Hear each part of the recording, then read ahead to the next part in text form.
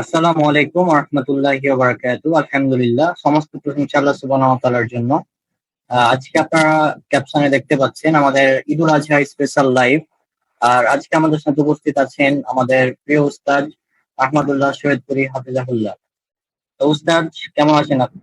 আলহামদুলিল্লাহ, ভালো আছি। জাযাকাল্লাহ খাইরান। তোমরা সবাই কেমন আছো? জি, আলহামদুলিল্লাহ, আমরাও ভালো। হ্যাঁ, তো আপনি আমরা এখন অনেক আলোচনা। ভালো আছি উস্তাদ। আমরা আজকে আপনাকে পেয়ে খুবই খুশি হলাম। আপনার মাধ্যমে আজকে আমরা কিছু ইলমি হালাকা, কিছু ইলমি বিষয় নিয়ে আলোচনা শুনবো ইনশাআল্লাহ। হ্যাঁ, আমি অনেক খুশি যে আসলে এরকম একটা হালাকার ব্যবস্থা হলো এবং সেখানে আমরা সবাই পরস্পরকে সময় দিতে পারতেছি। এটা ইনশাআল্লাহ আমাদের জন্য সাদকা জারিয়া হিসেবে আল্লাহ তাআলা কবুল করবেন। আমিন। তাহলে আমি আলোচনা শুরু করি নাকি? হ্যাঁ হ্যাঁ, আপনি আলোচনা শুরু করেন। আচ্ছা। আসসালামু আলাইকুম ওয়া রাহমাতুল্লাহি ওয়া বারাকাতুহু। আলহামদুলিল্লাহি ওয়াহদা ওয়াস সালাতু ওয়াস সালামু আলা মান লা নাবিয়্যা বা'দা। দেশ ও বিদেশ থেকে যে সমস্ত দিনী ভাই ও বোন আজকের এই লাইভটি দেখছেন এবং দেখবেন, তাদের সকলকে জানাই আন্তরিক মোবারকবাদ। আমাদের আজকের আলোচনার বিষয় কুরবানির ইতিহাস ও তার মাসলা মাসাইল। প্রথম কথা হচ্ছে যে কুরবানি ইতিহাস সম্পর্কে কোরআনের ২টা সূরা থেকে কিছু আয়াত আমি বলবো। তার মধ্যে সূরা মায়দায় আল্লাহ তাআলা বলেছেন, আউযু বিল্লাহি মিনাশ শাইতানির রাজিম, ওয়াতলু আলাইহিম নাবা আবনাই আদম বিল হক। হে নবী, আপনি তাদেরকে তেলাওয়াত করে শুনিয়ে দিন আদমের ২ সন্তানের কথা। ইয করবা কুরবানা, যখন আদম এর ২ সন্তান কুরবানি করলো। ফাতুকুব্বিলা মিন আহাদিহিমা, তন্মধ্যে একজনের কুরবানি আল্লাহ কবুল করলেন, মানে কবুল করা হলো। ওয়ালাম ইউতাকাব্বাল মিনাল আখর, এবং অপরজনের কুরবানি কবুল করা হলো না। ক্বালা লা আকতুলান্নাক, যার কুরবানি কবুল করা হয়নি সে তখন বলল, যার কুরবানি কবুল করা হয়েছে তাকে বলল, লা আকতুলান্নাকা, আমি অবশ্যই অবশ্যই তোমাকে কি করব, হত্যা করব। ক্বালা ইন্নামা ইয়াতাকাব্বালুল্লাহু মিনাল মুত্তাকিন, যার কুরবানি আল্লাহ কবুল করেছেন আদম আলাইহিস সালামের ২ সন্তানের মধ্য হতে যেই সন্তানের কুরবানি আল্লাহ তাআলা কবুল করেছেন, তিনি বললেন, ইন্নামা ইয়াতাকাব্বালুল্লাহু মিনাল মুত্তাকিন, শুধুমাত্র মুত্তাকিদের কাছ থেকে আল্লাহ তাআলা কুরবানিটা কবুল করেন। আমরা যদি আল বিদায়া নিহায়া, তারিখে তাবারি, তারিখ ইবনে আসাকির, আর তাবাকাতুল কুবরা ইবনে সাদের লেখা এই সমস্ত গ্রন্থগুলি যদি দেখি, তাহলে সেখানে আমরা পাই আদম আলাইহিস সালামের এই ২ সন্তানের নাম, হত্যাকারী সন্তানের নাম হচ্ছে কাবিল, আর নিহত বা যে যাকে খুন করা হয়েছে, হত্যা করা হয়েছে, তার নাম ছিল হাবিল। নাম যেকোনো একটা হতে পারে, এটা আসলে আমাদের ইম্পর্টেন্ট বিষয় না। আর বাইবেলে এই ঘটনাটা আছে, বাইবেলেও হাবিল কাবিল নামটা সর্বপ্রথম আছে। বাইবেল বলতে এখানে ইসরায়েলি রওয়ায়াত বলতে আমরা যা বুঝি ওটাই মূলত বাইবেল। এর ভিতরে কিছু কথাবার্তা আছে উল্টাপাল্টা, কিছু কথাবার্তা আছে সঠিক, কিছু কথাবার্তা আছে সঠিক না বেঠিক সেটা প্রমাণ করা যায় না। তো এখানে বলা হয়েছে যে কাবিলের সাথে যে মেয়েটা জন্মগ্রহণ করেছে, যে বোনটা জন্মগ্রহণ করেছে, সে ছিল অনেক সুন্দরী। আর এই কাবিলের জোড়া, কাবিলের সাথে যে বোনটা জন্মগ্রহণ করেছে তার সাথে বিয়ে হওয়ার কথা হাবিলের সাথে। আর হাবিলের সাথে যে মেয়েটা জন্মগ্রহণ করেছে, যে বোনটা জন্মগ্রহণ করেছে, তার চেহারা স্রোত ভালো না, তার সাথে বিয়ে হওয়ার কথা ছিল কাবিলের। এজন্য কাবিল কি হয়ে গেল, এটা মানতে পারলো না, সে হাবিলের সাথে হওয়া বোনকে সে বিয়ে করবে না। এটাকে কেন্দ্র করে হত্যাকাণ্ড ঘটেছিল। এরকম একটা মুখরোচক কাহিনী বাইবেলে বর্ণিত হয়েছে। কিন্তু আমরা কোরআনে যদি দেখি, এটা সম্পূর্ণ মিথ্যা বানোয়াট। কোরআনে স্পষ্ট বলা হয়েছে, ইজ করবা কুরবানা, যখন উভয় কুরবানি করলো। তাহলে আমরা এখানে দেখতে পাচ্ছি কুরবানির ইতিহাস, যে একেবারে আদম আলাইহিস সালামের সময় থেকে কুরবানি চলে আসতেছে এবং অন্যান্য ধর্মে, হিন্দু ধর্ম, খ্রিস্টীয় ধর্মেও বিভিন্নভাবে দেবতার উদ্দেশ্যে তারা পশু উৎসর্গ করে, মানুষকেও বলি দেয়। নাউজুবিল্লাহ, মানে এটা ওই কুরবানি মূলত বিভিন্ন ধর্মে বিভিন্ন শব্দে বিভিন্নভাবে এটা করা হয়ে থাকে। তাহলে এটা একটা অতি প্রাচীন প্রথা, আল্লাহ তাআলার পক্ষ থেকে আসা অতি প্রাচীন একটি বিধান। এই বিধানটা অন্যান্য ধর্মেও বিভিন্ন প্রথা হিসেবে চালু আছে। ওই সময়ে আদম আলাইহিস সালামের সময় কিভাবে কুরবানি হতো এই ব্যাপারে কোরআন হাদিসে স্পষ্টভাবে কোনো বর্ণনা পাওয়া যায় না। তবে ঐতিহাসিক গ্রন্থগুলি যদি আমরা দেখি, আল বিদায়া নিহায়া সহ আর বেশ কিছু কিতাব আছে, সেগুলিতে যদি আমরা দেখি তাহলে দেখতে পাই যে সেই সময় শস্য দানা বা বিভিন্ন ফল এগুলি কি করা হতো, চাষাবাদ হওয়ার পরে আল্লাহর উদ্দেশ্যে রাখা হতো। আল্লাহ তাআলা আসমান থেকে আগুন পাঠিয়ে জ্বালিয়ে দিতেন, যদি আপনারটা জ্বালিয়ে দেয় তাহলে আপনারটা কবুল করলেন, আর আমারটা যদি জ্বালিয়ে না দেয়, যদি পড়ে থাকে শস্য মাঠে ময়দানে খেতে, যেখানে আমি শস্যটা রেখেছি আল্লাহর উদ্দেশ্যে, ওইখানে শস্যটা যদি পড়ে থাকে, আগুন যদি এসে জ্বালিয়ে না দেয়, তাহলে বুঝতে হবে যে আমার কুরবানিটা আল্লাহ কবুল করেননি। তো আদম আলাইহিস সালামের দুই সন্তান হাবিল এবং কাবিল, তারা যখন ওই মাঠে আল্লাহর উদ্দেশ্যে শস্য যখন নিবেদন করলো, পেশ করলো, তখন আসমান থেকে আগুন এসে হাবিলের পেশ করা শস্য পুড়িয়ে দেয়, আর কাবিলের পেশ করা শস্য পুড়িয়ে দেয়নি, এটা পড়েছিল। তখন কাবিলের ভিতরে শয়তান ওয়াসওয়াসা ঢুকিয়ে দিল। শয়তানের ভিতরে কি হলো, কাবিলের ভিতরে কি হলো, নিজের ভাইকে হত্যা করার একটা জঘন্য ইচ্ছা জাগ্রত হলো এবং সে তাকে হত্যা করে ফেললো। এই ঘটনাতে অনেকগুলি শিক্ষণীয় বিষয় আছে, যদিও এটা কুরবানি ইতিহাস হিসেবে বললাম। 1 নাম্বার ইতিহাস হচ্ছে যে রাগের বশত, হিংসা বশত, লোভের বশত আমরা এমন কিছু কাজ করে থাকি যে কাজগুলির জন্য পরবর্তীতে আমরা লজ্জিত হই, অনুশোচনা করি, কিন্তু তাতে লাভ হয় না। ওই একই সূরা মায়েদার কয়েকটি আয়াতের পরে আবার বলা হয়েছে ফাসবাহা মিনান নাদিমিন, কাবিল কি হলো, অনুশোচনাকারী ব্যক্তিদের অন্তর্ভুক্ত হয়ে গেল। তা আগে তো নিজের ভাইকে হত্যা করে ফেলেছে, এখন অনুশোচনা করতে কোনো লাভ নেই।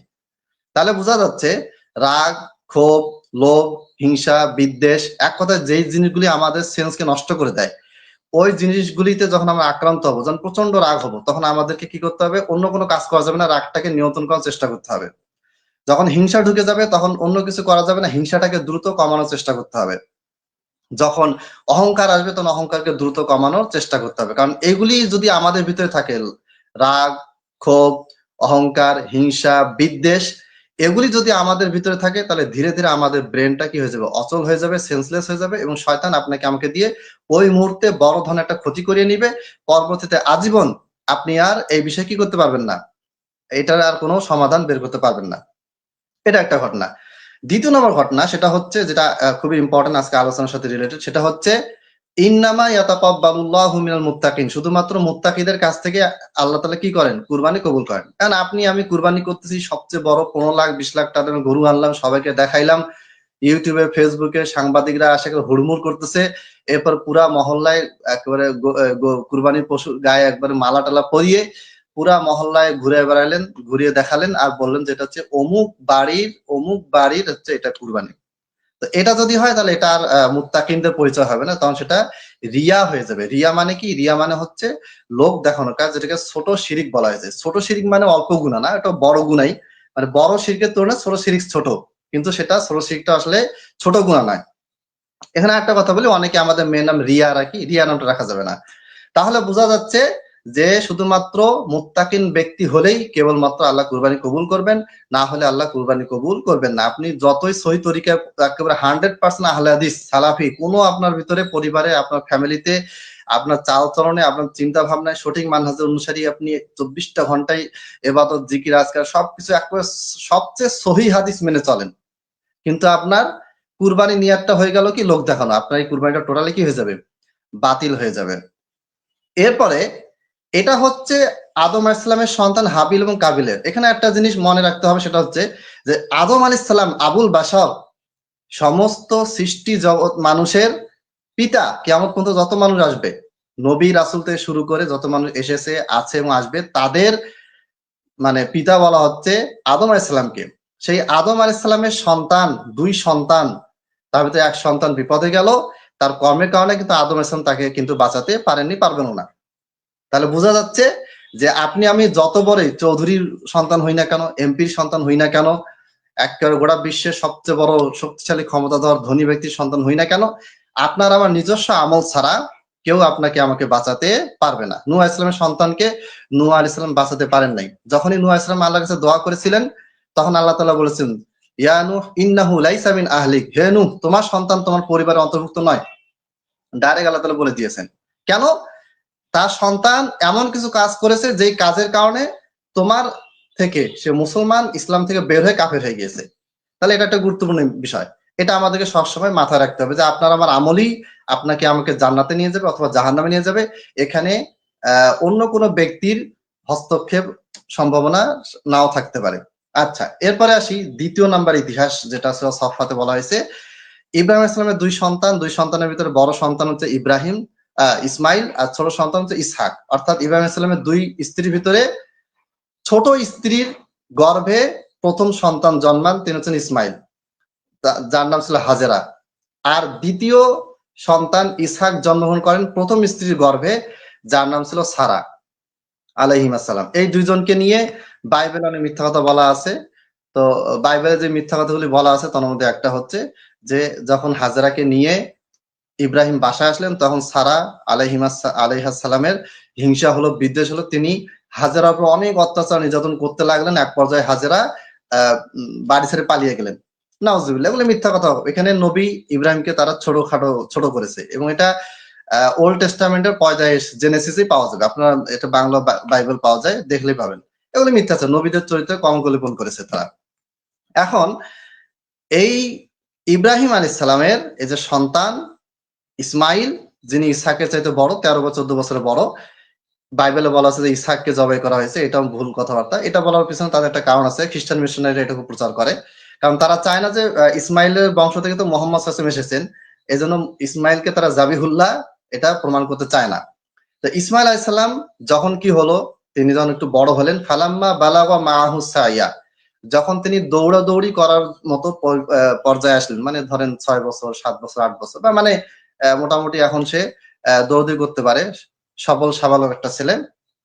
ফালাম্মা বালাগা মাআহু সাইয়া ক্বালা ইন্নী আরা ফিল মানাম, তখন ইব্রাহিম তার ছেলে ইসমাইলকে বলছেন, ইন্নী আরা, আমি দেখলাম, ফিল মানামি, স্বপ্নে, আন্নী আযবাহুকা ফানজুর মাযা তারা, হে আমার ছেলে, আন্নী আযবাহুক, আমি তোমাকে জবাই করতেছি, ফানজুর মাযা তারা, তোমার অভিমত কি, তোমার মতামত কি।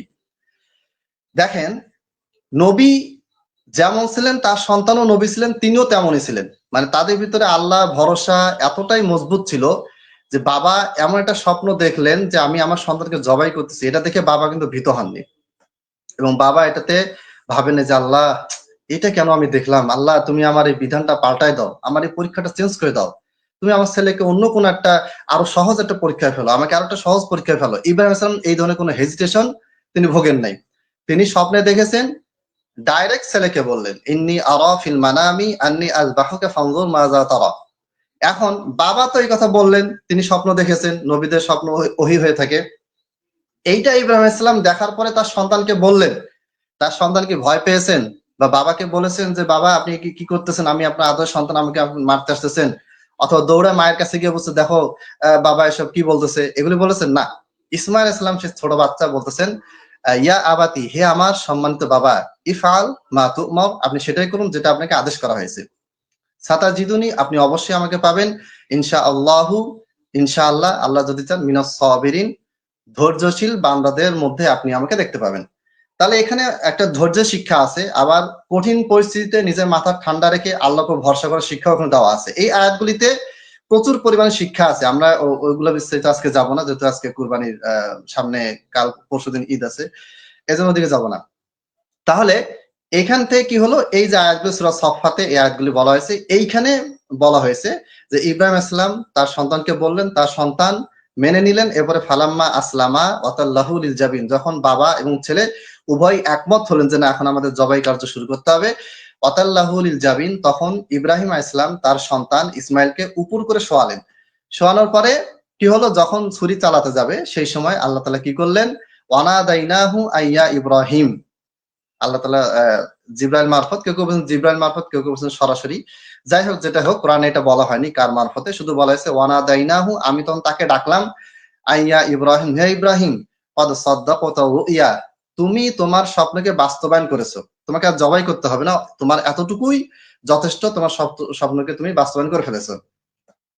এরপরে আল্লাহ তাআলা কি করলেন, ওয়াফাদাইনাহু বিযিবহিন আযীম, একটা মহান কুরবানি পাঠিয়ে দিলেন। কুরবানি সব দুম্বার কথা বলা আছে, দুম্বা, ছাগল, ভেড়া, যাই হোক একটা পশুকে আল্লাহ তাআলা পাঠালেন এবং সেইটাকে জবাই করা হলো। এইখান থেকে পশু কুরবানি, পশু জবাইয়ের রীতি চালু হয়েছে। এবং অন্যান্য ধর্ম যারা আছে, কেউ কেউ বলেছেন, বিভিন্ন গবেষকরা বলেছেন যে এইভাবে করে ইব্রাহিম আলাইহিস সালাম থেকেই কিন্তু বিভিন্ন রকমের, বিভিন্ন ধর্মের বিভিন্ন ভাবে পশু বলি দেওয়া, পশু দেবতার উদ্দেশ্যে জবাই করার সুন্নতটা চলে এসেছে। এবং ইব্রাহিম আলাইহিস সালামের অনুসারী তারা একদল আছে যারা নিজেকে ব্রাহ্মণ বলে, অনেকে মনে করে যে তারা ইব্রাহিম আব্রাহাম থেকে ব্রাহ্মণ শব্দটা এসেছে, আল্লাহ ভালো জানেন তথ্যটা কি। তবে বাকি যে অন্যান্য ধর্ম, খ্রিস্টান, ইহুদি, এরা সবাই ইব্রাহিমকে তাদের ধর্মের উৎস মনে করে, এবং খ্রিস্টানরা দাবি করে ইব্রাহিম আমাদের নবী, ইহুদিরা দাবি করে ইব্রাহিম আমাদের নবী, আমরা মুসলমান তো দাবি করিয়ে, তা আল্লাহ তাআলা এটা বলেছেন যে মা কানা ইব্রাহিমু ইয়াহুদিয়ান ওয়ালা নাসরানিয়ান ওয়ালাকিন কানা হানিফা মুসলিমা। ইব্রাহিম খ্রিস্টানও হননি, ইহুদিও হননি, বরং তিনি হচ্ছেন একনিষ্ঠ মুসলিম। তাহলে ইব্রাহিম ইসলাম থেকে এখান থেকে পশু জবাইয়ের রীতি চলে আসতেছে। এটা হচ্ছে সংক্ষিপ্ত ইতিহাস কোরআন থেকে। এর বাইরে আরো ইতিহাস বক্তব্য আমরা তাফসিরে পাই, এরপরে হাদিসের গ্রন্থগুলিতে পাই। এটা হচ্ছে আমাদের শিরোনামে অন্তর্ভুক্ত প্রথম অংশ, যে কুরবানির ইতিহাস। কুরবানির ইতিহাস আমরা বিভিন্ন কিতাবে বিভিন্ন রকমের বক্তব্য পাই, এবং বক্তারা তো বলার সময় আরো বলে ফেলে। বিশেষ করে ইসমাইল আলাইহিস সালামকে যখন জবাই করতে যায়, তখন একটা মানে মর্মন্তুদ ঘটনার একটা সুন্দর সচিত্র আমাদের সামনে পেশ করা হয়, যে ছেলেকে শোয়ালেন, তারপরে ইব্রাহিম সালাম চোখে কাপড় বেঁধে নিলেন, তারপরে বারবার ছুরি গলায় চালাচ্ছিল কিন্তু ছুরি পিছলে পিছলে যাচ্ছিল, অনেক কথাবার্তা। এগুলোর সাথে আসলে আমাদের কোনো সম্পর্ক নেই, এই সমস্ত ঘটনা। এগুলি বাইবেলে কিছু পাওয়া যায়, বাইবেলের কথাগুলি ইসরায়েলি রওয়ায়াত হিসেবে বিভিন্ন ঐতিহাসিক কিতাবে বলা হয়েছে। সেই ঐতিহাসিক কিতাবগুলি থেকে আবার বলার সময় আমরা আবার আরো হাজারো রকম তথ্য অ্যাড করে দিছি, মানে বলতে আসি। উদ্দেশ্য কি? জনগণকে কি করা, আমার নিজের বক্তব্য নিজের প্রতি আকৃষ্ট করা। এটা খুবই জঘন্য একটা অপরাধ। এবার আসি মাসলা মাসাইল নিয়ে। মাসলা মাসাইল নিয়ে আসলে আমি 2017 সালে একটা বই অনুবাদ করেছি, হাফেজ জুবাইর আলী জাই রহিমাহুল্লাহ এর লেখা বই মাসাইলে কুরবানি। এটা সংক্ষিপ্ত বই, এর বাইরেও মাসলা মাসাইল আছে, মোটামুটি গুরুত্বপূর্ণ কিছু মাসলা সেখানে দেওয়া আছে। এই বইটা আমি অনলাইনে প্রতি বছরই ছাড়ি, এবছরও ছাড়ছি। এখান থেকে আপনারা কিছু মাসলা জেনে নেবেন। আর কিছু প্রশ্ন আমার কাছে এসেছে, সেই প্রশ্নগুলোরও কিছু বিষয় আমি আপনাদের সামনে আলোচনা করবো। 1 নম্বর মাসলা, সেটা হচ্ছে যেটা খুব বেশি হয়, প্রতি বছর এটা নিয়ে ঝামেলাও হয়, সেটা হচ্ছে যে কুরবানির গরু, একটা গরু বা একটা উট হোক বা একটা গরু, এটা দিয়ে আমি কুরবানিও দেবো, গরুও জবাই করব, কুরবানি হিসেবে জবাই করবো, প্লাস আকিকাও দিব। তো এই ব্যাপারে অনেকগুলি রওয়ায়াত বিভিন্ন হানাফি মাযহাবের আলেম ওলামা পেশ করেছেন। এগুলি আমি লিখেছি এবং ভিডিও করতে চেয়েছি, কিন্তু ব্যস্ততার কারণে পারি নাই। একটা ভিডিও আমি ছেড়েছি, ওইটার কথা আমি একটু স্মরণ করিয়ে দিই। সবচেয়ে শক্তিশালী দলিল যেটা, সেটা হচ্ছে মুসনাদ আহমদে আছে, যে আল্লাহ নবী সাল্লাল্লাহু আলাইহি ওয়াসাল্লাম বলেছেন, যখন তোমাদের কোনো সন্তান জন্মগ্রহণ করে, তাহলে ছেলে হলে 2টা ছাগল, দুম্বা, ভেড়া, ছাগল, আর মেয়ে হলে একটা, বাস। এটা এইখানে কুরবানি শব্দটা এসেছে, নুসুক শব্দটা আছে, এর মানে হচ্ছে কুরবানি। এখান থেকে অনেকে বলেছেন, হানাফি মাযহাবের অনেক আলেম ওলামা তারা বলে দিয়েছেন যে আসলে একই পশুতে কুরবানি এবং আকিকা দুইটাই করা যায়। কিন্তু এই হাদিসটার দিকে যদি আমরা তাকাই, এই হাদিসে স্পষ্টভাবে বলা আছে যে আসলে যদি কোনো সন্তান জন্মগ্রহণ করে, ছেলে হলে দুইটা পশু আর মেয়ে হলে একটা পশু, স্পষ্টভাবে বোঝা যাচ্ছে যে এটা ঈদুল আজহার কুরবানি নয়, এটা হচ্ছে আকিকার হাদিস। এবং ইমাম আবু দাউদ সহ অন্যান্য মুহাদ্দিসরা এই হাদিসটা যারা বর্ণনা করেছেন, তারা সবাই বাবুন ফিল আকিকাতি, আকিকার অধ্যায় বা আকিকার অনুচ্ছেদে তারা এটা আলোচনা করেছেন। তাহলে 1 নম্বর মাসালা হচ্ছে যে কুরবানি, আপনি গরু কুরবানি করবেন বা ছাগল কুরবানি করেন, যেটাই করেন না কেন, উট কুরবানি করেন, যেটাই করেন না কেন, এই কুরবানিতে আপনি অবশ্যই আকিকাকে অন্তর্ভুক্ত করবেন না। আকিকা আলাদা ইবাদত, কুরবানি আলাদা ইবাদত। এখন আপনি যদি বলেন যে আমি 8 রাকাত নামাজ পড়বো একসাথে, জোহর 4, আসর 4 একসাথে পড়বো, জোহর এবং আসর দুইটা হয়ে যাবে, তাহলে এটা হবে না, কারণ এইভাবে করে আমল করার দলিল কোরআন হাদিসে পাওয়া যায় না। 2 নম্বর মাসালা, যে কুরবানি দাতা সহি আকীদার, কিন্তু দেখা গেল যে কুরবানিতে ভাগ হয়ে গিয়েছে, 5 ভাগ 7 ভাগ বা ভাগ হয়েছে আর কি। এখন একজন হয়ে গেল আহলে হাদিস, একজন দেওবন্দি, একজন ব্রেলভি, আবার একজন হলো জামাতি, আবার এর মাঝখানে আবার হিজবুত তাওহীদ ঢুকেছে, আবার হিজবুত তাহরীর ঢুকে গেছে, নানান কাহিনী। ধরেন মুসলমানদের ভিতরে অন্তর্ভুক্ত এরকম অনেকগুলি দল, তারা কি হয়েছে এখানে। আচ্ছা, এখন এই যে অবস্থা, এই অবস্থাতে এখন কি করতে হবে, বিভিন্ন রকম, এখন আপনি আহলে হাদিস, সহি আকীদার, আরেকজন ঢুকেছে, আরো 5 জন 7 জন ঢুকেছে, ভাগ কুরবানি শুরু হয়ে গেছে। এই ক্ষেত্রে আপনার কুরবানিটা হবে কিনা, যদি স্পষ্ট বেদাতি হয়, কুফরি আকীদা থাকে, তাহলে ওই ক্ষেত্রে তার কি হবে, তার অংশটা নিয়ে তার প্রবলেম থাকতে পারে, ঠিক আছে, সেটা নাও হতে পারে, তার আকীদা ঠিক না থাকার কারণে, তার নিয়ত ঠিক না থাকার কারণে কি হতে পারে। এখন সহি আকীদা সম্পন্ন যদি কেউ থাকে, আর তার সাথে যে বেদাতিও যে ঢুকে যায়, প্রথম কথা হচ্ছে যে এটা আপনি অ্যাভয়েড করার চেষ্টা করবেন। যদি কোনো কারণে অ্যাভয়েড করতে না পারেন, দেখা গেলো যে আপনি চাচ্ছেন যে দাওয়াতি, তাদের সাথে মিশি, তাদেরকে আমি দাওয়াত দেই, মিশা বলতে তাদের মতো হয়ে যাওয়া না, হয়তো তারা আপনার কাছে বলেছে যে কুরবানি দেই, আপনিও ভাবলেন যে হ্যাঁ আমার সাথে কুরবানি দেও, আর আমি কিভাবে কুরবানি দিচ্ছি, কিভাবে কি করতেছি, ওই কুরবানির সময়টুকু তো যেন আমি একটু সহি আকীদার দাওয়াত তাদেরকে দিতে পারি, এইরকম নিয়াতে যদি আপনি তাদেরকে অংশগ্রহণ করতে দেন, তাহলে এটা আলহামদুলিল্লাহ ইনশাল্লাহ তাদের একটা পরিবর্তনের সহযোগী হবে। এখন একজন সুদখোর ঢুকলো, একজন মাজারের সিজদা দেয়, একজন মানে নানা রকম ক্যাটাগরিতে ঢুকে গেছে, কারো নিয়াত ঠিক নাই, কারো নিয়াত ঠিক আছে কিন্তু আকীদা ঠিক নাই। এই ক্ষেত্রে আপনার অংশে কোনো সমস্যা হবে না।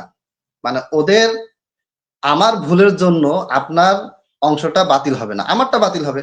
5 ভাগে হলো, এখন 4 জন হালাল ইনকামে ভাগ দিয়েছে আর একজন হারাম ইনকামে ভাগ দিয়েছে। কারো চুরি করা টাকা দিয়ে কারো বাড়িতে গরু চুরি করে টাকা চুরি করছে, ডাকাতি করছে, সুদ খেয়েছে, অবৈধভাবে মিথ্যা কথা বলে কারো কাছ থেকে টাকা নিছে, ওই টাকা দিয়ে কুরবানি করতেছে, তো তার কুরবানি তার অংশটা বাতিল হবে। এখানে অন্য যারা সহি আকীদার আছেন বা যাদের নিয়াত ঠিক আছে, যাদের টাকা হালাল, তাদের কুরবানিটা হয়ে যাবে, এতে কোনো প্রভাব ফেলবে না। তবে চেষ্টা করবেন এইরকম অবস্থাকে অ্যাভয়েড করার। প্রয়োজনে আপনি একটা ছাগল দিয়ে দেন, একটা গরু দিতে পারতেছেন, একটা ছাগল দিয়ে দেন, কিন্তু এইরকম সমস্যা পড়ার আগে থেকে আপনি সতর্ক থাকবেন যেন আপনার এরকম প্রবলেমে পড়তে না হয়।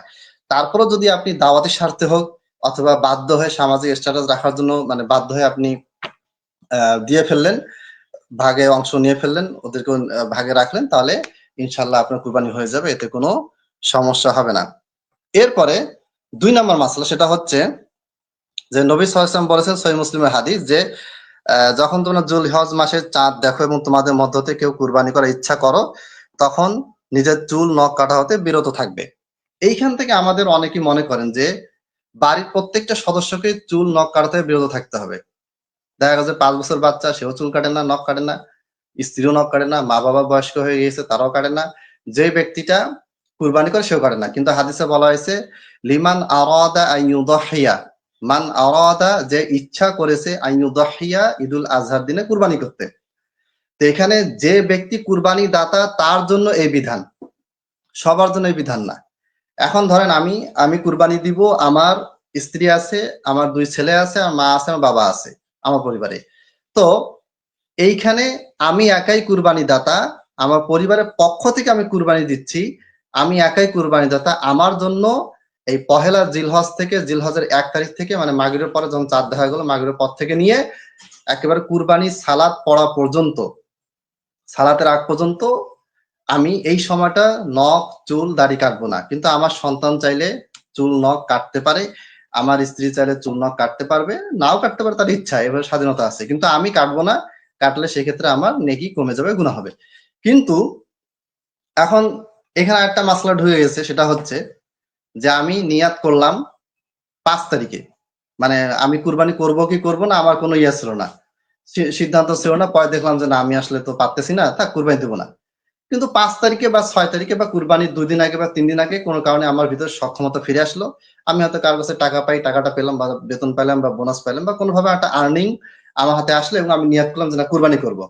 তো ধরেন আজকে কুরবানির জিলহজ মাসের 5 তারিখে আমি চুল কাটাইছি, নখ কাটাইছি, 6 তারিখে আমি নিয়ত করলাম যে কুরবানি করব। তাহলে সেই ক্ষেত্রে হাদিসে কি বলা আছে এই ব্যাপারে? হাদিসে স্পষ্টভাবে কিছু বলা নাই, তবে এই হাদিসে বলা হয়েছে যে কুরবানি করবে সে চুল নখ কাটবে না। তার মানে বোঝা গেল যে যখন আপনি নিয়াত করেছেন 6 তারিখে, সেই দিন থেকে নিয়ে কুরবানি হওয়া পর্যন্ত আপনি আর চুল নখ কোনো কিছুই কাটবেন না। এটা হচ্ছে ওই 2 নম্বর মাসলার সাথে রিলেটেড এই মাসলা। এই মাসলার সাথে আরেকটা বিষয় রিলেটেড, সেটা হচ্ছে যে ধরেন আমি কুরবানি করব, নিয়াত করছি, সবকিছু রেডি, 9 তারিখে বা 8 তারিখে বা সালাতের 1 ঘন্টা 2 ঘন্টা আগে আমার গরু চুরি হয়ে গেল, খাসি ছাগল চুরি হয়ে গেল, বা কোনো কারণে মারা গেল, বা কোনো কারণে সেটা কুরবানির অনুপযুক্ত হিসেবে প্রমাণিত হলো। তাহলে এখন কি আমি চুল নখ কাটবো নাকি আমি রেখে দিব? এটার ব্যাপারে তাবির বক্তব্য পাওয়া যায়, এগুলো রেফারেন্স দলিল আমার বইটাতে দেওয়া আছে, যে আমি সেই ক্ষেত্রে কি করব, চুল নখ কাটবো না। যেহেতু আমি কুরবানি নিয়ত করেছি, কুরবানিও কিনে ফেলেছি, কিন্তু দুর্ঘটনাবশত এটা আমার হাতছাড়া হয়ে গেছে, কুরবানি দিতে পারি নাই, ওই ক্ষেত্রে আমি চুল নখ না কেটে একবারে সালাত করবো, তারপরে কাটবো। আর ইনশাল্লাহ আমি নিয়াতটা ঠিক রাখার কারণে আমি কুরবানির নেকি পেয়ে যাব। এটা কোনো মাফু হাদিসের সরাসরি নেই, মাফু হাদিসে নেই, এটা তাবিঈ থেকে আসার পাওয়া যায়। আরেকটা বিষয় হচ্ছে, সেটা হচ্ছে যে আমি কুরবানি নিলাম, নেওয়ার পরে কুরবানিটা যদি হয়ে যায়, কোনো অসুস্থ হয়ে যায়, কোনো সমস্যা হয়ে যায়, হওয়ার পরে দেখা গেল যে আমি করলাম কি, কুরবানিটাকে কি করলাম, এটা বিক্রি করে দিলাম বা জবাই করলাম আগেই, এবং আমি চুল নখ কেটে ফেললাম। কেনার পরে আবার মনে হলো যে না, আমি আবার একটা পশু কিনবো, কিনে আমি আবার কি করলাম, নতুন করে নিয়াত করলাম কুরবানির জন্য, এবং আমি কুরবানির পশু কিনে ফেললাম। তাহলে ওইটারও ওই একই বিধান, অর্থাৎ আপনি যখনই নিয়াত করলেন তখনই আপনি তখন থেকে নিয়ে কুরবানি ঈদের দিন ঈদুল আজহার সালাতের আগ পর্যন্ত আপনি আর চুল নখ কাটবেন না, সেটা 1 তারিখে হোক, 5 তারিখে হোক, 10 তারিখে হোক, 8 তারিখে হোক, 7 তারিখে হোক বা 9 তারিখে হোক না কেন, কোনো অসুবিধা নেই। 3 নম্বর মাসালা, সেটা হচ্ছে যে যেটা নিয়ে খুব কথাবার্তা হচ্ছে, সেটা হচ্ছে ঈদ আসলে কোন দিন হবে না হবে, এবং এই যে যদিও এটা শুনে বলা নেই, সেটা হচ্ছে আমরা আরাফাত সিয়াম কোন দিন রাখবো, এটাই কিন্তু অনেক কথাবার্তা হচ্ছে। এটা আমি সংক্ষেপে বলে রাখি। প্রথম কথা হচ্ছে যে আমাদেরকে মনে রাখতে হবে, এটা 3 নম্বর মাসালা, আমাদেরকে মনে রাখতে হবে যে ফিকহি মাসলা মাসাইল, যেখানে ইস্তিহাদের মানে বড় বড় আলেমদের ভিতরে ইস্তিহাদ হয়েছে, গবেষণা হয়েছে, এগুলি মাসালায় আমাদেরকে কঠোর হওয়া যাবে না। আপনি 8 তারিখে সৌদির সাথে রাখেন, যদি ভালো মনে হয় ইনশাল্লাহ রাখবেন, যদি গ্রহণযোগ্য মনে হয় 9 তারিখে 9 তারিখে রাখবেন। যেন আমার কাছে নিজ সময় এলাকার সময় হিসেবে 9 তারিখটা আমার কাছে বেশি গ্রহণযোগ্য মনে হয়েছে। কিন্তু আমি ফেসবুকে অনলাইন দেখতে পাচ্ছি, যেটা তোমরাও দেখছো, আরো অনেকে দেখছো, সেটা হচ্ছে যে এক পক্ষ অনেক সময় আরেক পক্ষকে তার মতের এই না মিলার কারণে ডাইরেক্ট বলে যাচ্ছে যে সে জাহেল হয়ে গিয়েছে, জাহালতপূর্ণ কথাবার্তা বলতেছে এবং সে পথভ্রষ্ট হয়ে গিয়েছে। এইরকম কথা কখনোই বলা যাবে না। এবং পূর্বের আহলে সুন্নাত ওয়াল জামাতের বড় বড় ইমামদের ভিতরে দেখা যাচ্ছে আকীদা নিয়েও বিভেদ হয়েছে, মতভেদ হয়েছে। সেই আকীদা নিয়ে মতভেদ করার সময় তারা এরকম ভাষা আসলে ব্যবহার করেন নাই, করতেন না। তো আমাদেরকে এই বিষয়ে সজাগ থাকতে হবে। আরাফাত সিয়াম যারা আজকে রেখেছেন আলহামদুলিল্লাহ, আমরা চাই তাদেরটাও কবুল হোক, এবং আমরা তারা আগামীকাল রাখবো যারা 9 তারিখের সাথে রিলেটেড মনে করি, বা 9 তারিখ হলেই সেটা হচ্ছে সিয়াম রাখার বিধান আমাদের প্রযোজ্য হবে, এটা বিশ্বাস করি, তারা আগামীকাল রাখবেন, ইনশাল্লাহ তাদেরটা আল্লাহ তাআলা কবুল করবেন। কিন্তু এখানে মাঝখানে একটা মতামত ঢুকে গেছে, সেটা হচ্ছে যে আমি 8 তারিখও রাখবো, 9 তারিখও রাখবো, আল্লাহ যেটা মন চায় সেটা কবুল করবে।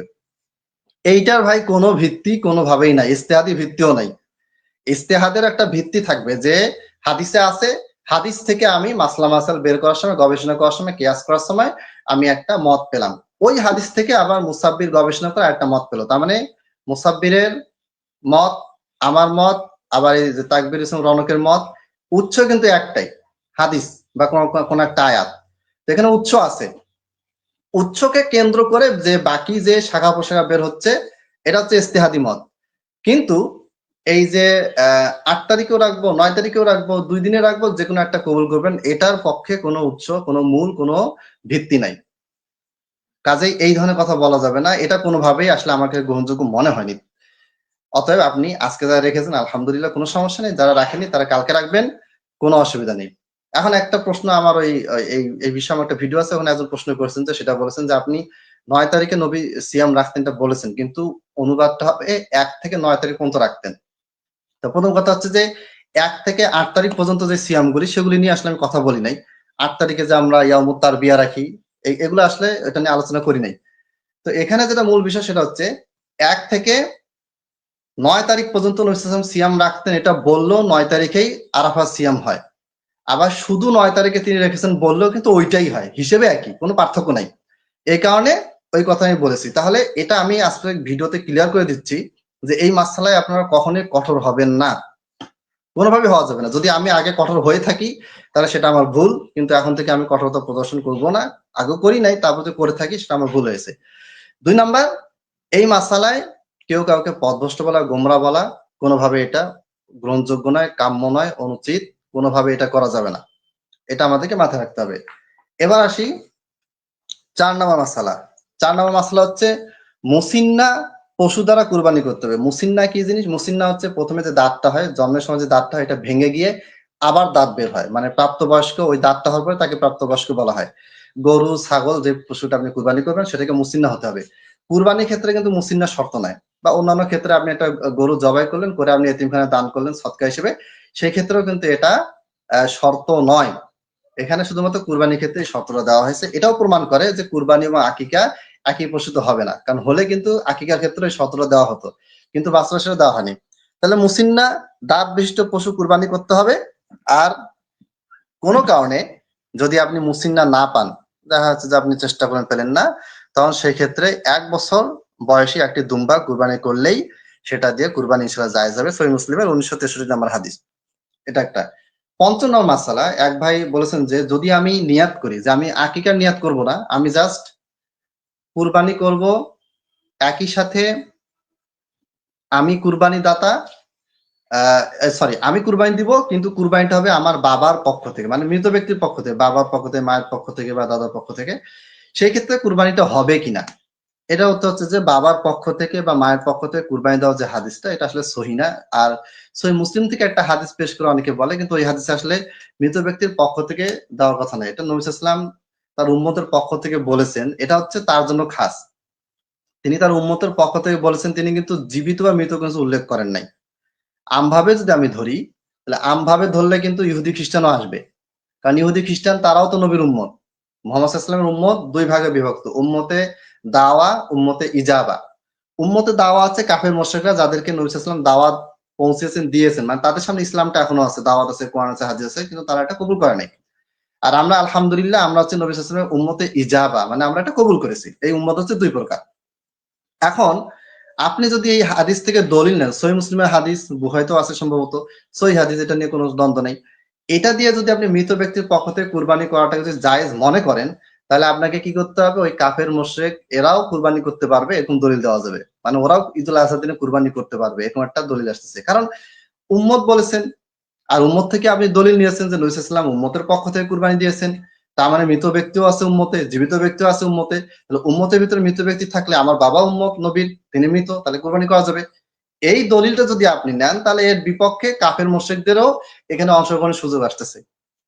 তখন আপনি এভাবে নিলে সমস্যা হয়ে যাবে। আসলে এটা উদ্দেশ্য সেটা না, উদ্দেশ্য হচ্ছে নবী সাল্লাল্লাহু আলাইহি ওয়াসাল্লাম দিয়েছেন, এটা তার জন্য খাস, তিনি তার উম্মতের পক্ষ থেকে দিয়েছেন।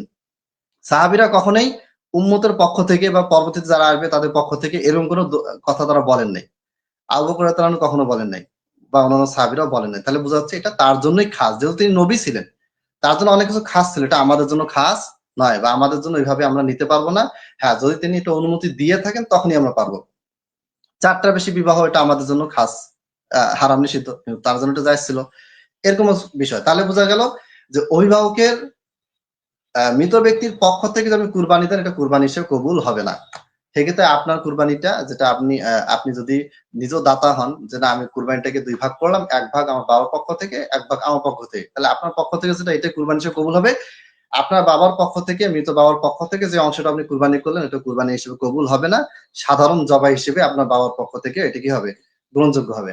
তাহলে কি করা যায়, এই ক্ষেত্রে একটা উপায় হচ্ছে, আপনি আপনার বাবার পক্ষ থেকে দান সদকা হিসেবে কুরবানি করতে পারেন। যদি পুরো গরুটাই যদি আপনি আমার বাবার পক্ষ থেকে দান করেন, সদকা করেন, তাহলে এটা আপনি দান করে দেবেন, গরিবরা খাবে, আপনি খাবেন না।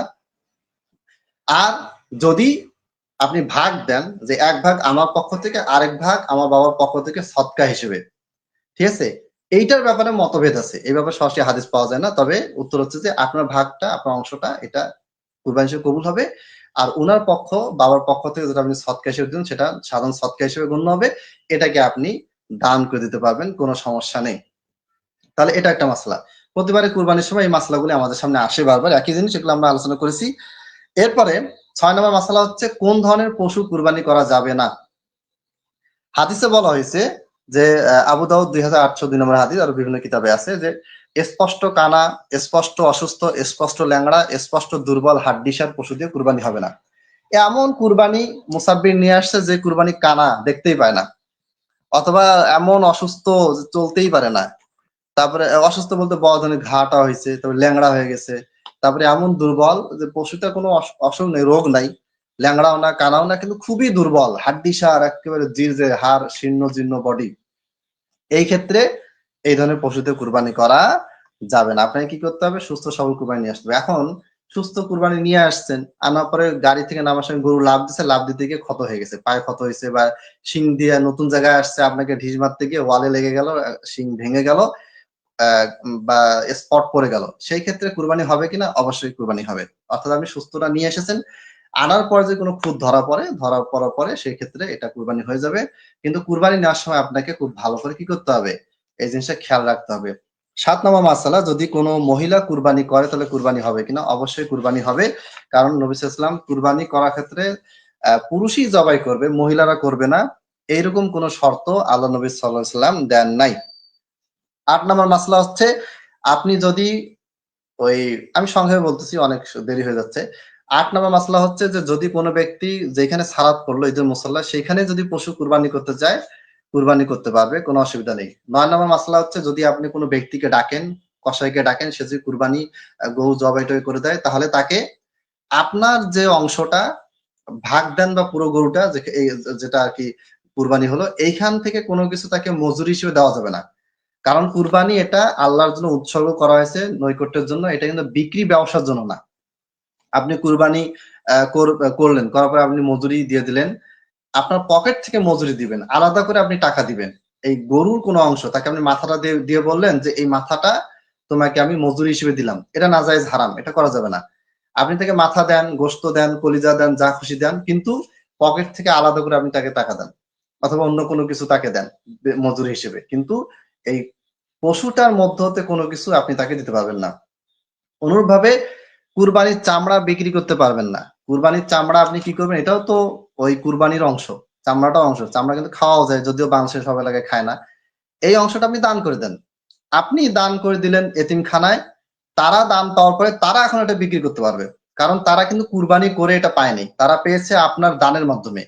আপনি কুরবানি করলেন, আপনার জন্য এটা হারাম নিষিদ্ধ, কিন্তু এটা যখন কনভার্ট হয়ে গেল বা আরেকটা ইয়েতে পরিণত হয়ে গেল, সাধারণ দান হিসেবে যখন এটা আপনি দিয়ে দিলেন আরেকজনকে, তখন তার জন্য এটা বিক্রি করার অনুমতি আছে। কারণ সাধারণ দান থেকে পাওয়া জিনিস বিক্রি করার অনুমতি আছে, কিন্তু স্পেসিফিক ভাবে কুরবানির ক্ষেত্রে এটা নিষিদ্ধ, হারাম, নাজায়েজ। এরপরে গোশত বন্টন কয় ভাগে, 3 ভাগে না 5 ভাগে, এটা জরুরি কিনা? গোশত আপনি চাইলে 1 ভাগে বন্টন করতে পারেন, চাইলে 2 ভাগে বন্টন করতে পারেন, চাইলে আপনি 3 ভাগেও বন্টন করতে পারবেন। এটা কোনো হারাম, এটা কোনো মানে ফরজ কোনো বিষয় না যে আপনি 3 ভাগে করতে হবে, এটা ফরজ ওয়াজিব এরকমও না। আবার এর চেয়ে কম ভাগ করলে সেটাও নাজায়েজ হবে, হারাম হবে, বিষয়টা এরকম না। আপনি চাইলে আপনি পুরা 20 লাখ টাকা দামের গরু কিনে কুরবানি করেন, করে আপনি পুরা ফ্রিজ ভর্তি করে রাখেন যে আমি এটা আজীবন খাবো, কাউকে দিব না, এটাও জায়েজ আছে। না করাই ভালো, এটা জায়েজ আছে। যদি আপনি মনে করেন যে না, আমি পুরো গরুটা সবাই দান করে দিব, এতিমখানায় দান করে দিব, গরিব মাদ্রাসায় দান করব, স্কুলের গরিব ছেলে মেয়েদেরকে দান করব, দিতে পারেন, কোনো সমস্যা নেই। অথবা আপনি মনে করেন আমি খাবো, কিছু দান করব, কিছু আত্মীয় স্বজনকে খাওয়াবো, এটা তো কোনো সমস্যা নেই। এটা হচ্ছে উত্তম সূরা হজের 28 এবং 36 নম্বর আয়াত থেকে এটা প্রমাণিত হয়। এরপরে সর্বশেষ আমি ভাগের বিষয়ে আসি, তারপরে প্রশ্ন উত্তর কমেন্টে কেউ প্রশ্ন করলে এটা আমাকে জানাবেন। সর্বশেষ হচ্ছে যে ভাগা কুরবানি নিয়ে খুব প্রবলেম হচ্ছে, প্রতিবারই এটা নিয়ে আলোচনা হচ্ছে। মানে এটা একটা পয়েন্ট, এমন একটা পয়েন্ট, যেই পয়েন্টে গোটা বিশ্বে কোনো বড় আলেমদের ভিতরে আমি আলোচনা করতেই দেখি না, তারা এটা কোনো গুরুত্বপূর্ণ ইম্পর্টেন্ট বিষয় মনেই করেনি। ভাগা কুরবানি সাহাবী, তাবে 4 ইমাম কারো ভিতরে এটা নিয়ে কোনো দ্বিমত হয়নি। একজন ইমাম মালিক রাহমাহুল্লাহ, তিনি ভাগা কুরবানিকে হারাম, নাজেজ, মাকরুহ কিছু বলেননি, তবে তিনি এককভাবে দেওয়াটাকে খুব বেশি জোর দিয়েছেন। তিনি ভাগা কুরবানিকে নাজায়েজ করেননি, তিনি জোর দিয়েছেন একটাই দেওয়া। ভাগা কুরবানির ক্ষেত্রে সর্বপ্রথম যে যুক্তিটা দেওয়া হয় এবং যেটা সবচেয়ে বড় শক্তিশালী যুক্তি, সেটা হচ্ছে দুইটা যুক্তি। তার মধ্যে একটা হচ্ছে যে ভাগা কুরবানিতে জান ভাগ হয়ে যাচ্ছে, অথচ একটা গরুর একটাই জান, একটা উটের একটাই জান। একটা গরুর একটাই জান, এটাকে 7 ভাগে 7টা জানে তো ভাগ করা যাচ্ছে না, তাহলে ভাগ দেওয়া যাবে না মুকিম অবস্থায়। কিন্তু এই যুক্তি যারা দিচ্ছেন, যাদের বইতে লেখা আছে, তারাই আবার সফরে 7 ভাগে একটা গরুকে কুরবানি করা জায়েজ বলছেন। তো সফরে জান 7টা ভাগ হতে পারে, আর মুকিম অবস্থায় 7টা ভাগ হতে পারে না, এটা অযৌক্তিক।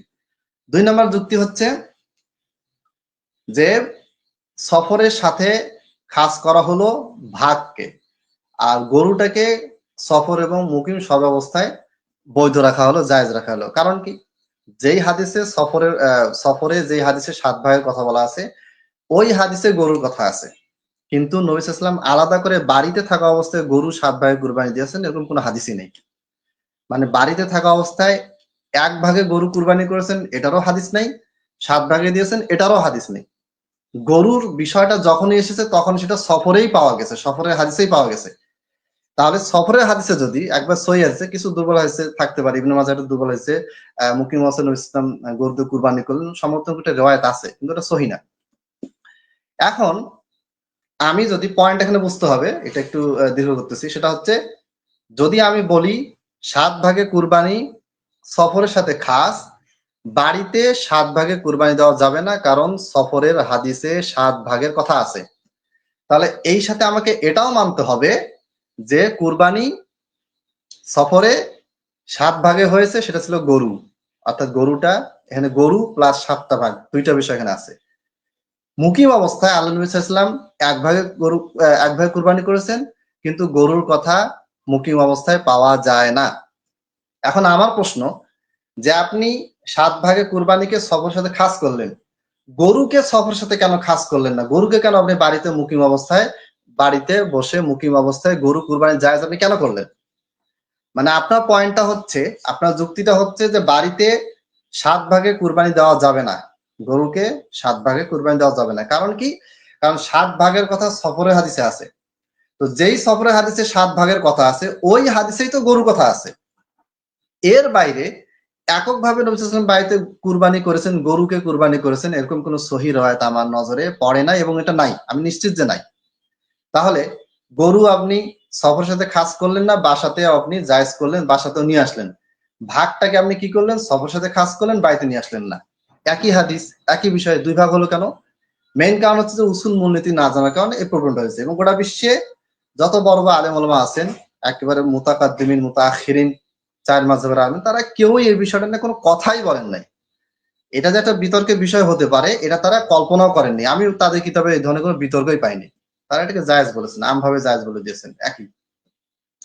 এখানে আমি আরেকটা কথা বলি, যুক্তি দেখাই, সেটা হচ্ছে যে সফরে তায়াম্মুমের হাদিস, সফরের উপরে আল্লাহু আকবার বলার সময়, উপরে ওঠার সময় আল্লাহু আকবার বলা, নিচে নামার সময় সুবহানাল্লাহ বলা, এই হাদিসগুলি সহ আরো অসংখ্য হাদিস আছে যেগুলি সফরেই সংঘটিত হয়েছে, কিন্তু সেগুলিকে সফরের সাথে খাস করা হচ্ছে না।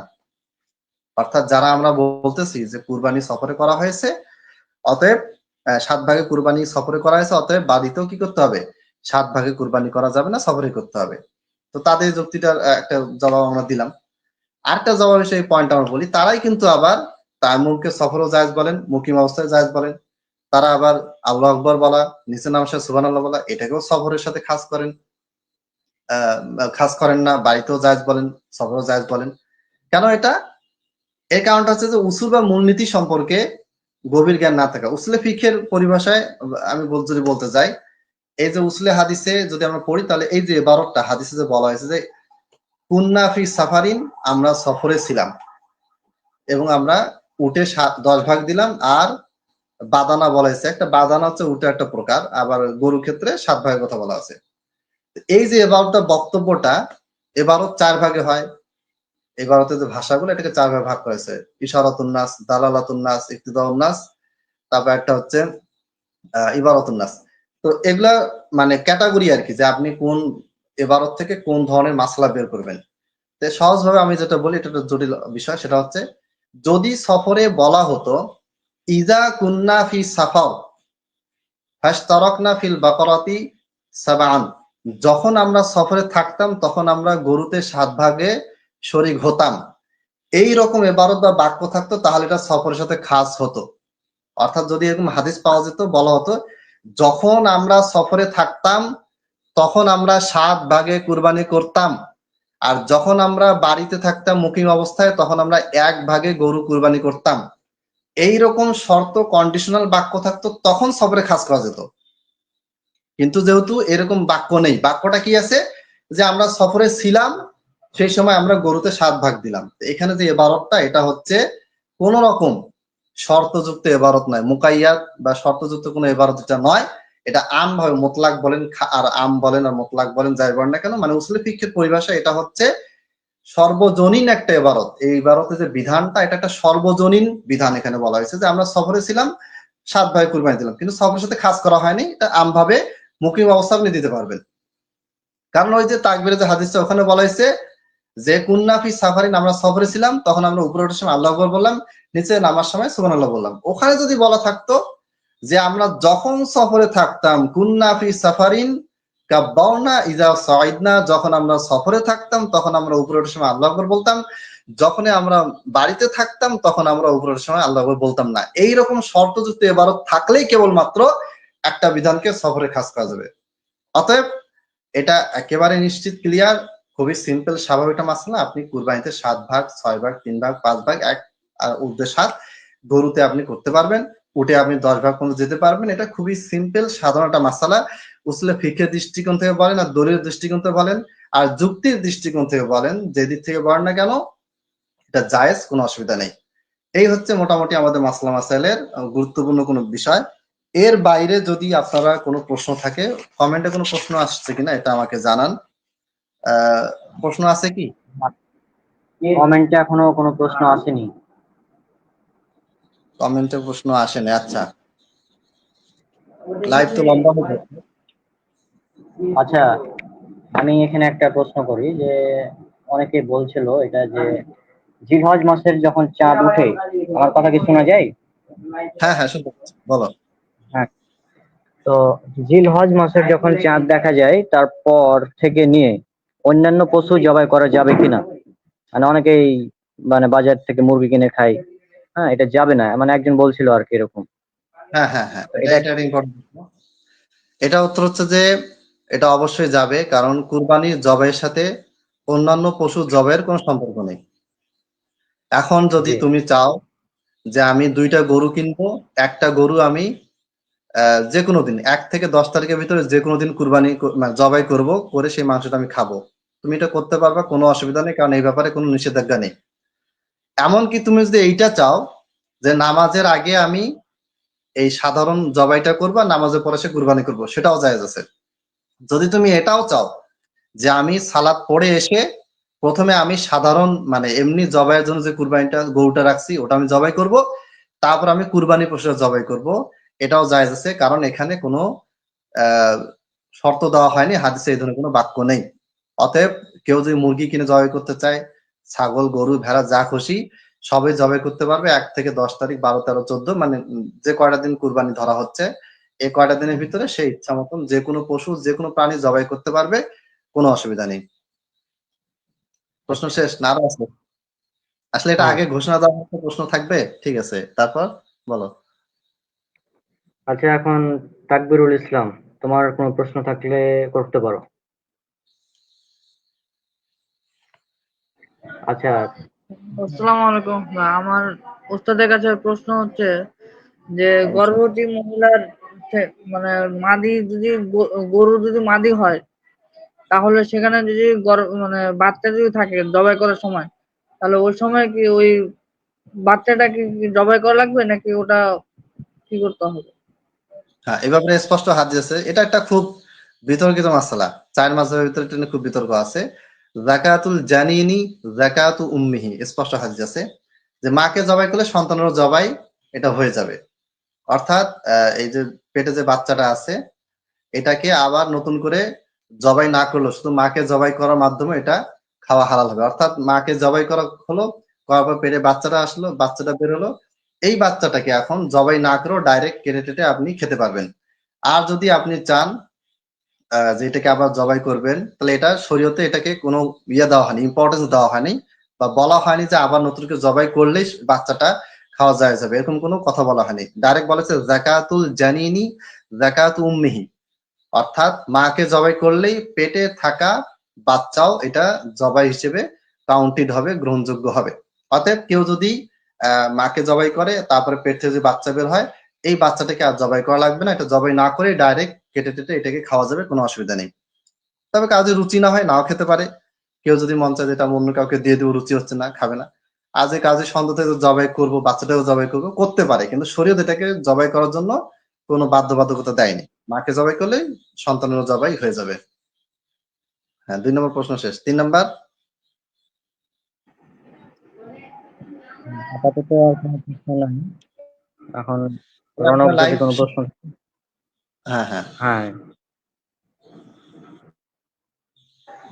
লাইভ অনেকক্ষণ হয়ে গেছে, আমরা কি আজকে শেষ করে দেবো তাহলে? হ্যাঁ, শেষ করে দিই, কারণ অনেক লম্বা হয়েছে, লম্বা লাইভ মানুষ দেখতে চায় না। হ্যাঁ, আমি নাম্বার শেষ করে দিতে পারো, সমস্যা নাই। আর শেখ, যাওয়ার আগে আপনার কাছে একটু অনুরোধ থাকবে, আপনার যদি কোনো উপদেশ যদি দিতে পারেন আমাদের এই প্ল্যাটফর্মে প্রচার করার জন্য, তাহলে আমরা সেই বিষয় নিয়ে কাজ করার চেষ্টা করব। আমার উপদেশ বা নসিহত বা অনুরোধ অনেকগুলি আছে, তার মধ্যে একটা হচ্ছে যে আমাদের অনলাইনে আমাদের আজ থেকে 10 বছর আগে আমাদের সালাফিদের ভিতরে যতটা ঐক্য ছিল এখন সেটা কমে গেছে। এবং এটার একটা বড় কারণ হচ্ছে, প্রায় সব গ্রুপে এটা হচ্ছে, সবার ভিতরে বিভেদ বাড়তেছে, আমাদের ভিতরে বাড়তেছে। এটা একটা মেইন কারণ হচ্ছে যে আমাদের ভিতরে দুনিয়া বিমুখতা বেড়েছে, এবং আমাদের দাওয়াতি কাজের কারণটা হচ্ছে অন্যকে বাস দেওয়া। জবাব তো দিতে হবে দলিল ভিত্তিক, কিন্তু আমরা আমাদের ভিতরে দেখা যাচ্ছে যে ছোটখাটো বিষয় নিয়ে আমাদের ভিতরে খুব বেশি ঝগড়া বিতর্ক করছে এবং এটাকে কেন্দ্র করে আমাদের ভিতরে বিভেদ বাড়তেছে। রিসেন্টলি কয়েকদিন আগে ভারত পাকিস্তানের যুদ্ধ হয়েছিল, এটাকে কেন্দ্র করে ভারতের আমাদের দিনী ভাই তাদের সাথে আমাদের কিন্তু একটা দ্বন্দ্ব তৈরি হয়ে গিয়েছিল। তো এই জিনিসগুলা থেকে আমাদেরকে বেঁচে থাকতে হবে। যারা এই ধরনের দ্বন্দ্বে লিপ্ত থাকবে তাদের দ্বন্দ্বটাকে কমানোর জন্য তোমাকে আমাকে চেষ্টা করতে হবে এবং এই দ্বন্দ্বগুলিতে কোনোভাবে নিজেকে জড়ানো যাবে না। আমি পোস্টটা দিয়েছিলাম যে এখানে পোস্ট দেওয়ার পর বেশ কিছু ভারতের কিছু ভাই তারা আমার কাছে আবার মেসেজ দিয়েছে, তারা ওই বিষয়ে লেখালেখি বন্ধ করে দিয়েছে। তো আমার ১ নম্বর নসিহা, এটা আমার জন্য, তোমাদের জন্য, সবার জন্য, সেটা হচ্ছে যে আমাদের অনলাইন প্ল্যাটফর্মে আহলুল হাদিস সালাফিদের দাওয়াতি কার্যক্রমটা থেমে গিয়েছে। কিন্তু আমরা সবসময় অনলাইনে আছি, ২৪টা ঘন্টায় অনলাইনে আছি, ২৪টা ঘন্টায় আমরা সময় দিচ্ছি, অন্যের সময় নিচ্ছি, কিন্তু আমাদের ভিতরে দাওয়াতি কাজের পরিবর্তে কিভাবে অন্যকে বাস দেওয়া যায়, কিভাবে সবসময় পিছিয়ে লেগে থাকা যায়, কারো কোনো প্রবলেম পেলে সেটাকে কেন্দ্র করে খুব বেশি আলোচনা সমালোচনা করা যায়, এই জিনিসটা আমাদের ভিতরে হচ্ছে, এটা থেকে আমাদেরকে বেরিয়ে আসতে হবে। ১ নম্বর নসিহত। ২ নম্বর নসিহত হচ্ছে যে আলেমদের, আচ্ছা একটা প্রশ্ন এসেছে, আমি একটু পরে বলতেছি। আলেমদের বিষয়গুলিকে আলেমদের হাতে ছেড়ে দেওয়া ভালো। ধরেন একজন আলেম, তিনি আরেকজন আলেমের ব্যাপারে একটা মন্তব্য করছেন যেটার সাথে আকীদা মানহাজের কোনো সম্পর্ক নেই, হয়তো রাগের ক্ষোভে, রাগের বশে একজন আরেকজনকে বলে ফেলেছেন। ধরেন আমি মোসাব্বিরের বিরুদ্ধে বলে ফেললাম, মোসাব্বির আমার বিরুদ্ধে বলে ফেললো, সেটা আলেম হোক আর যে কেউ হোক। এখন এটাকে কেন্দ্র করে অন্যদেরকে এটা নিয়ে মাথা ঘামানো যাবে না। কারণ অন্যদেরকে যেটা করতে হবে, আমাদের ভিতরে যেন সমাধান চলে আসে সেটা পর্যন্ত যেন অপেক্ষা করতে হবে। আমরা যেটা করি সেটা হচ্ছে যে একজন আলেম আরেকজন আলেমকে নিয়ে একটা মন্তব্য করেছেন, দেখা যাচ্ছে ওটা আকীদার সাথে সম্পর্ক নেই, মাসলার সাথে সম্পর্ক নেই, জাস্ট কোন একটা বিষয়কে কেন্দ্র করে ভুল বোঝাবুঝি। এখন আমরা ২ ভাগ হয়ে গেলাম, একদল ওই পক্ষে, একদল এই পক্ষে। এরপরে শুরু করলাম একবার ইচ্ছা মতন ট্রল করা, হাসি করা, ঠাট্টা তামাশা করা। এই জিনিসগুলি থেকে আমাদেরকে বেঁচে থাকতে হবে। এটা হচ্ছে আমার ২ নম্বর নসিহত। আচ্ছা, প্রশ্ন আসছে ব্রাদার আলী আরমান, আসসালামু আলাইকুম। ওয়ালাইকুম আসসালাম ওয়া রাহমাতুল্লাহ। আমার প্রশ্ন, ভাগে কুরবানি করার দলিল কি সাহাবীদের থেকে রয়েছে মুকিম অবস্থায়? মুকিম অবস্থায় ভাগের কুরবানি সাহাবীদের থেকে পাওয়া যায় না। ইবনে উমর রাদিয়াল্লাহু থেকে একটা বর্ণনা পাওয়া যায় যেখানে তিনি কুরবানি সফর হোক মুকিম হোক সর্বাবস্থায় ভাগ অথবা এককভাবে দেওয়া যায়, এই মর্মে একটা রিওয়ায়াত পাওয়া যায়। সেখানে সরাসরি তিনি বলেন না, ইশারা পাওয়া যায় আরকি। আর সাহাবীদের থেকে এভাবে করে পাওয়া যায় না। সাহাবীদের থেকে ওই ধরনের স্পষ্টভাবে তারা যে সব সাহাবী যে আবার ভাগে কুরবানি করেছেন এটা যেমন পাওয়া যায় না, আবার তারা যে মুকিম অবস্থায় একটা দিয়েছেন নাকি ভাগ দিয়েছেন এ ব্যাপারে স্পষ্ট অত বেশি বিবরণ পাওয়া যায় না। জাস্ট তারা কুরবানি দিতেন, কেউ গরু কুরবানি দিতেন, কেউ ছাগল কুরবানি দিতেন, দুম্বা কুরবানি দিতেন, এইরকম বক্তব্য পাওয়া যায়। মানে সাহাবীদের সময় এই জিনিসটা ইখতিলাফি বিষয় ছিল না, তাদের ভিতরে এটা নিয়ে কোনো ঝামেলাও হয়নি, এজন্য ওইভাবে করে বেশি বর্ণনা পাওয়া যায় না। শুধু ইবনে ওমর রাদিয়াল্লাহু আনহুর একটা বর্ণনা পাওয়া যায়, সেইখানে তিনি মুকিম অবস্থায় ভাগে দেওয়া যাবে এর পক্ষে তিনি বলেছেন, ইশারা পাওয়া যায়। এটা হচ্ছে ৩ নম্বর প্রশ্ন। আচ্ছা, আর প্রশ্ন আব্দুল্লাহ আল আজমি আপনার কাছে প্রশ্ন করেছেন যে মান্নতের কুরবানি গোশত কি মালিক এবং তার পরিবার খেয়ে পারবে? আপনি বলছেন যে হ্যাঁ, খাওয়া যাবে। কিন্তু হানাফি আলেমরা নিচের দলিল দেয়, এগুলোর জবাব কি দিব? আচ্ছা, কি দলিল দিয়েছে এটা খুব ছোট্ট লেখা। এটা সাহাবী-তাবেয়ী থেকে ব্যাখ্যানুমুক্তভাবে প্রমাণিত হয়েছে মান্যতকারী মান্যতের পশু গোশত খেতে পারবে না। নির্ণয় সংক্রান্ত কয়েকটি আসার উল্লেখ করা হলো আব্দুল্লাহ আচ্ছা, এখানে অনেকগুলি বড় কমেন্ট মনে হচ্ছে। ইনশাআল্লাহ আমি এটা জবাব দিব। আজকে রাতে পারলে আজকে দিব, নাহলে কালকে দিব। আর আমি আসলে ভয়েসে কি উত্তর দিয়েছি ওটা আমি আরেকবার রিপিট করব। মানে আমি আরেকবার শুনবো। শোনার পর যদি ভুল মনে হয় তাহলে আমি অবশ্যই সংশোধনী দিব। আর যদি ভুল না হয় তাহলে সেক্ষেত্রে ব্যাখ্যাটা কি হবে সেটা আমি আলোচনা করব। প্লাস এখানে যে রেওয়ায়াতগুলো দেওয়া আছে আ মান এটা কি মান আকালাল আচ্ছা যাই হোক। আমি এটা পড়বো। পড়ার পরে এবারটা পড়ে আমি আসলে এটা আলোচনা করব। এটা সহিহ কিনা এটা আলোচনা করব। প্লাস ব্যাখ্যা আছে। কি ব্যাখ্যা হবে সেটা আমি ইনশাআল্লাহ আলোচনা করব। এটা হচ্ছে আব্দুল্লাহ আল আজমি ভাই আপনার প্রশ্নের আপাতত সংক্ষিপ্ত জবাব। এটা নিয়ে আমাকে আলাদা একটা ভিডিও করতে হবে বা আলাদা একটা পোস্ট দিব। কারণ এখানে আপনি লম্বা কমেন্ট করেছেন। এখানে আরো বেশ কিছু রিওয়ায়াত দিয়েছেন। এই রিওয়ায়াতগুলি তাহকিক পেশ করতে হবে। হ্যাঁ, তারপরে আর কোন প্রশ্ন? এখন পর্যন্ত আর কোনো প্রশ্ন নাই, এ দুটাই ছিল। ঠিক আছে, তাহলে আমরা আলোচনা শেষ করি ইনশাআল্লাহ। আবার কারেন্ট চলে গেলে সমস্যা। আমি আজকে এমবি নিলাম কিন্তু এমবি কোনোভাবে অ্যাক্টিভ হয়নি। কারেন্ট চলে গেলে আবার সমস্যা হবে। যাক আল্লাহর রহমত। বিকালেও কারেন্ট ছিল না। আজকে ৩ বার না ৪ বার কারেন্ট গিয়েছে। মাগরিবের আগেও কারেন্ট গেছে, মাগরিবের পরেও কারেন্ট চলে গেছে। কিন্তু আলহামদুলিল্লাহ আল্লাহর কাছে অনেক শুকর যে লাইভ চলাকালীন এই কারেন্টটা জানি ছিল। তাহলে আজকে আমরা এই পর্যন্ত শেষ করছি। ওয়া আখিরু দাওয়ানা আলহামদুলিল্লাহি রাব্বিল আলামিন। আসসালামু আলাইকুম ওয়া রাহমাতুল্লাহি ওয়া বারাকাতুহু। হ্যাঁ। তো আজকে আমরা আলোচনা এখানে শেষ করছি। ইনশাল্লাহ আমরা পরবর্তীতে যদি কোনোদিন লাইভ করি তাহলে আপনাদের জানিয়ে দিব আগেই। আর আজকের লাইভটা আপনারা বেশি বেশি শেয়ার করবেন, পাশাপাশি ডাউনলোড করে আপলোড করতে পারেন, সমস্যা নেই। তো আজকে আমরা বিদায় নিচ্ছি। আসসালামু আলাইকুম ওয়া রাহমাতুল্লাহি ওয়া বারাকাতুহু। ওয়া আলাইকুম আমি আসসালাম ওয়া রাহমাতুল্লাহ।